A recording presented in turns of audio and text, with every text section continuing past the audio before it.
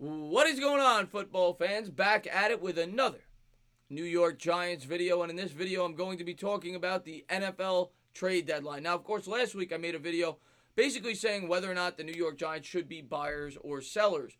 With only 2 weeks to go until the trade deadline. They, of course, came in at 2-4. They had a very winnable game against the Arizona Cardinals, and I said to myself, if they get to 4-4, I'm either going to be a buyer or I'll stand pat. They, of course, lost to the Arizona Cardinals, which was arguably the most winnable game on their schedule when you factor in that the game was being played at home.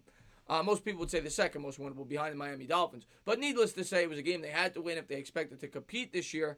They lost it. The New York Giants now at this point will either do nothing at the deadline or they will be selling. By no means do I think they should or will buy at the deadline. And when you look at the direction of this team, they are a young football team. They're trying to accumulate as many draft picks as they can. And they have a few players currently on this roster that I think could get them some draft picks. Now, they're not going to get them great picks.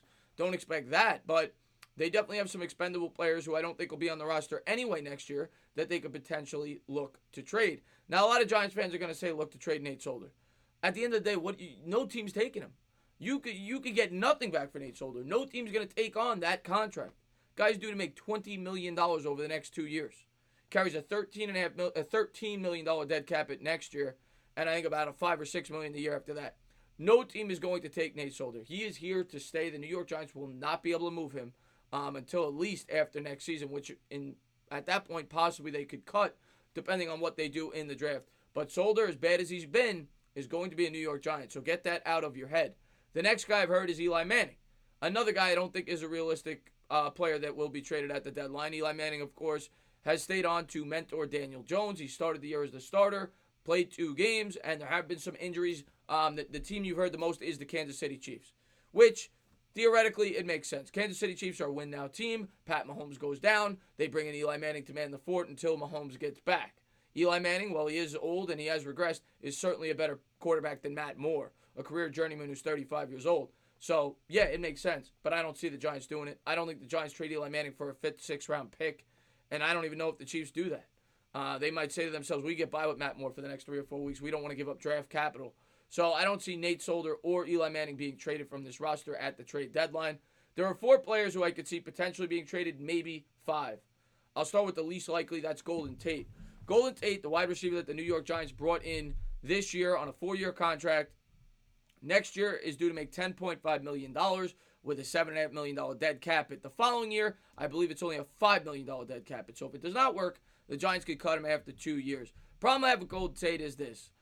He got caught for PEDs, 4-game suspension. Last year he was traded, and he did not perform well when he was, asked to change roles with the Philadelphia Eagles. So if I'm a team looking to acquire a wide receiver, I probably look elsewhere other than Golden Tate, to be honest with you. Maybe Golden Tate nets us something. If I'm trading Golden Tate, it's got to be decent, right? I got to be getting at least a 4th round pick, maybe a 3rd round pick, especially because he's going to help the development of Daniel Jones. You need Daniel Jones to have somebody to throw to improve on a week-in, week-out basis, and he's a good security blanket. I don't see the Giants trading Golden Tate, and I don't think I would look to trade him at this point, to be honest with you. The next guy who I think is the next least realistic would be Markus Golden. Markus Golden's had a really good year for the Giants so far, as I thought he would.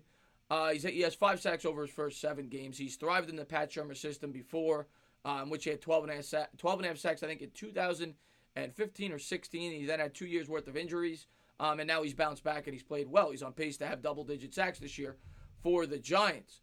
And he carries no financial burden going after this year, so I could see where he would carry value to a team. The problem is he has to fit your defense. He fits the Shurmur defense very well. He did not fit the system they had over there after Shurmur left.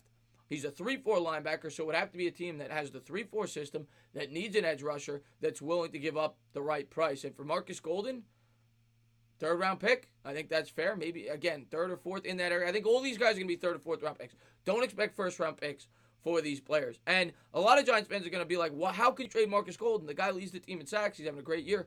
This team's 2-5, guys. This team's 2-5. He's a free agent after this year. If we really want to bring him back, we could sign him.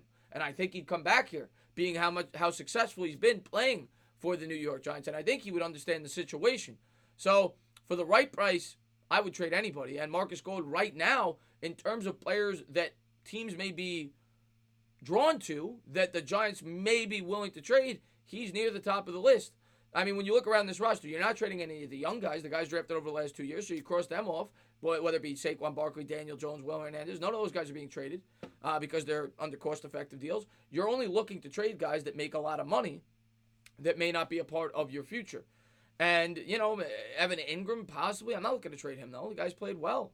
He's due to make $3.4 million next year, and he's going to be, cost-effective. The only guys I'm looking at are the two I've already mentioned. Kareem Martin, you're not getting anything for. Guy's hurt. Alec Ogletree, I'm going to get into in a second. I'm not trading Kevin Zeitler. He's my best offensive lineman. Yeah, so that leaves us with two guys that are left. And the two guys that I think are three guys, rather. And the three guys that I think are the most likely, I'll start with the next least likely, and that's Rhett Ellison. Rhett Ellison is the second tight end on this team. He's a decent pass catcher. He showed it yesterday. It was like a 40-yard touchdown in traffic. And he showed it a bit last year as well. And he's a very good blocker. That's what the New York Giants brought him in here to do. They actually want him to play a fullback, tight end, hybrid type role. And a very good blocker. And he certainly could add some value to a team that needs that type of player on their roster. Problem with Rhett Ellison is his contract, again, it's a lot for a blocking tight end. He's due to make $6.25 million next year. And he may get something on the market. It's not going to be much, though. You're talking a 6th round, 5th round pick, something like that. But I don't think he's going to be back here next year. And if he's not, you might as well look to get something for him if a team bites. So it's a guy I could see the Giants looking to trade at the deadline. And then that's going to leave me with Alec Ogletree and Janoris Jenkins. Alec Ogletree, a lot of people are going to say get rid of him. And if we could, we should. He's making $12 million at the middle linebacker position. He's at best an average linebacker at this point. And he's only getting older. He's had injuries this year. I don't see it. He makes $12 million next year with a $3.5 million dead cap hit. I think the Giants cut him next year, if I'm being dead honest with you guys. Maybe they bring him back. I don't see him having any value on the trade market because of that contract, because of his injury history, and because of his age. The most realistic guy and a guy that I expect to be traded within the next week is Janoris Jenkins. Janoris Jenkins, Jackrabbit, has displayed he still has talent. He's still a pretty good cornerback in the NFL. He's shown that over the last 4 weeks or so.